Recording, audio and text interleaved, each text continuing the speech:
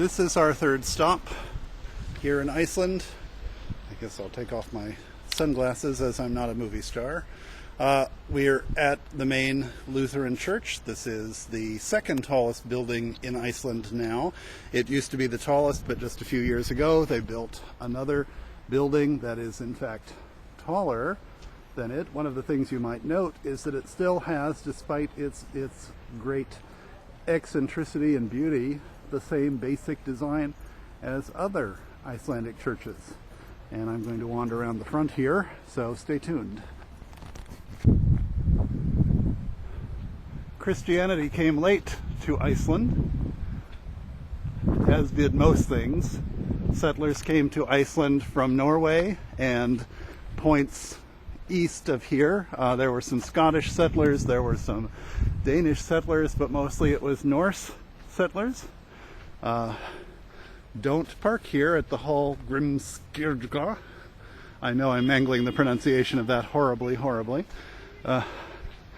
I've been told if I get one syllable right in Icelandic, I'm doing rather well. Sometimes I get two.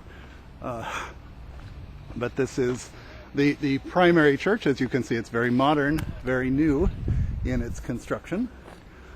Very large.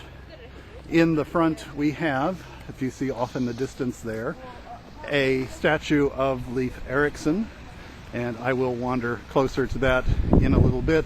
The statue of Leif Erikson was in fact donated here by Americans, and I believe the operative year is 1930, to celebrate his discovery of the New World, largely settling off the coast of Canada and or discovering the lands off the coast of Canada and then into the mainland a little bit.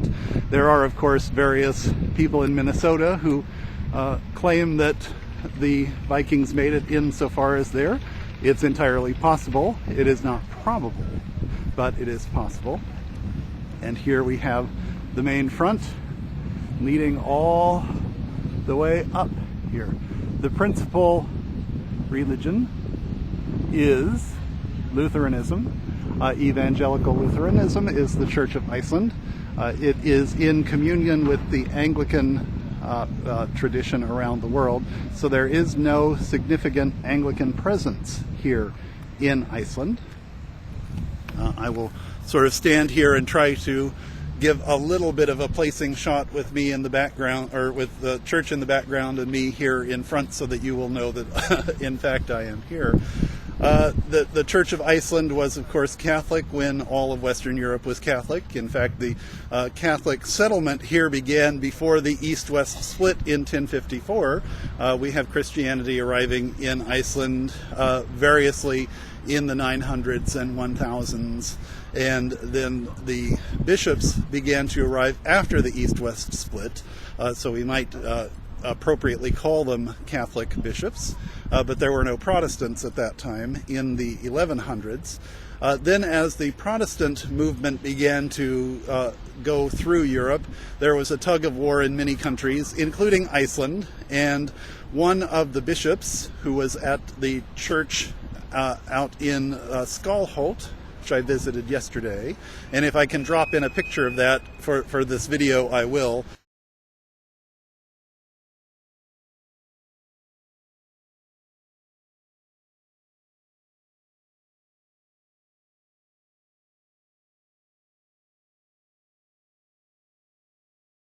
But in Skalholt, there was a bishop named John who wanted to maintain the Catholic faith while others were protesting for Protestantism.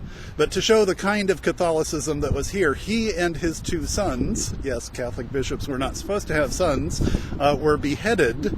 And while his daughter, again, Catholic bishops are not supposed to be having daughters, was raising an army to try to save him. The other Catholic bishop, there were only two at that time, was blind and was exiled back to Denmark.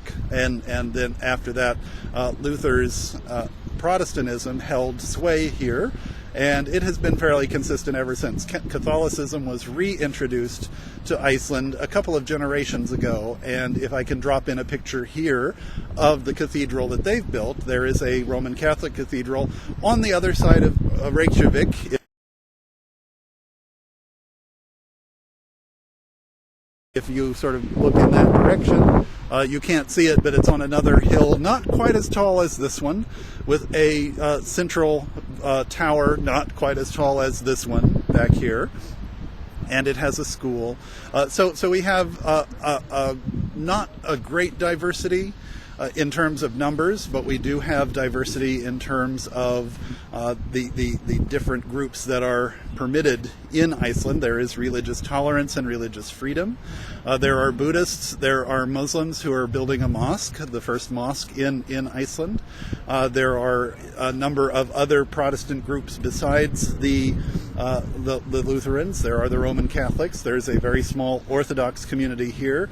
There's also the Free Lutheran Church, the Free Reformed Church.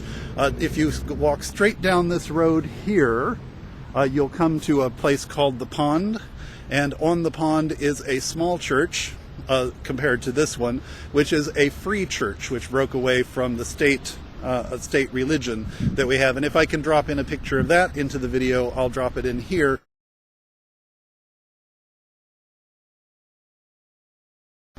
If you're standing on the other side of the pond, it makes a very nice contrast. We have the free church down here, the big church up here, both in the same shot.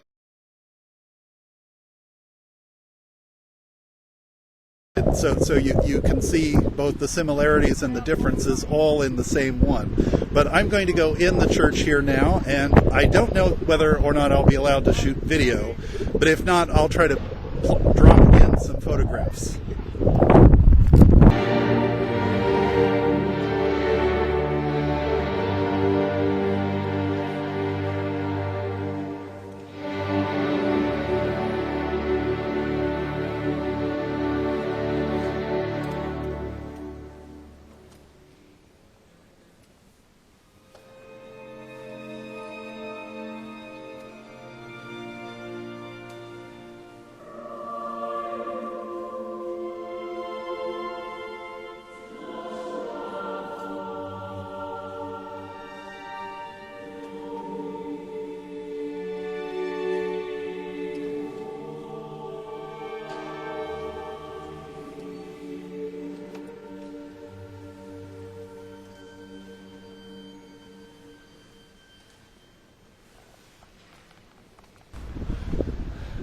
I'm splicing in a little clip of the music that they were performing in the cathedral.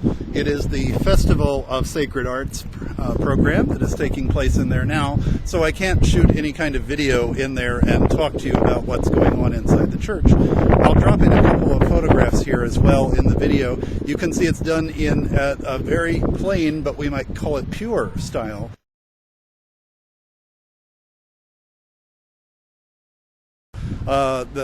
It's the architecture itself rather than the ornamentation that makes this place the spectacular place that it is.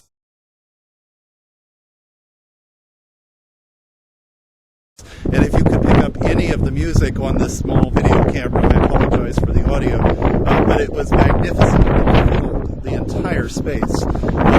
There is the ability, if you come to Iceland, to go all the way up the tower, up there, and you could be at the highest point in Iceland if you do that.